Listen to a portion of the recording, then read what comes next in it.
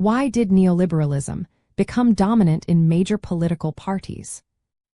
Imagine a time when governments played a big role in shaping economies, but then a new idea started to change the game. That idea is what we call neoliberalism. It became the go-to approach for many major political parties. But why did it take over? Let's break it down. Neoliberalism is built on the core values of liberalism, like freedom and individual rights. But it shifts focus toward free markets as the best way to grow wealth and give people more choices. It promotes less government control, more privatization, and deregulation. The idea is that when markets are free, they allocate resources better and create more opportunities for everyone. The rise of neoliberalism in politics happened because of big economic problems in the 1970s and 1980s. Countries faced stagflation, which means slow growth combined with high inflation and unemployment. Governments that relied on traditional policies couldn't fix these issues. Neoliberal ideas, like cutting taxes and reducing government spending, seemed like fresh solutions. Economists like Friedrich Hayek and Milton Friedman gave these ideas a strong foundation. They argued that too much government control stifled individual freedom and hurt the economy. Their work influenced policymakers to believe that markets, if left alone, would do a better job at creating prosperity. Political parties also saw an opportunity. Both center-left and center-right parties wanted to stay relevant with voters.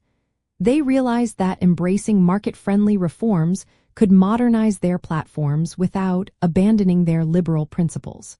For example, Social Democrats started supporting privatization and deregulation to stay competitive. Globalization played a big role too.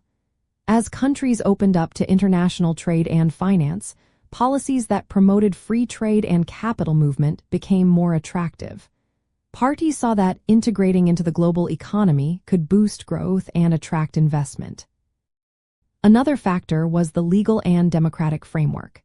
Neoliberalism supports a system where laws protect property rights and ensure fairness.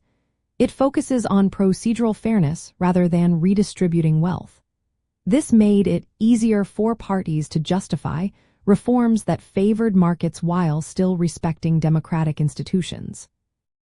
In essence, neoliberalism became dominant because it offered a practical way for political parties to uphold liberal values like freedom and democracy while tackling economic challenges. It shifted the focus toward market mechanisms as the main engine of growth. This approach has shaped policies like deregulation, privatization, and welfare cuts, all aimed at boosting economic efficiency. So, the rise of neoliberalism in major parties was driven by economic crises, influential ideas, political strategy, globalization, and legal frameworks.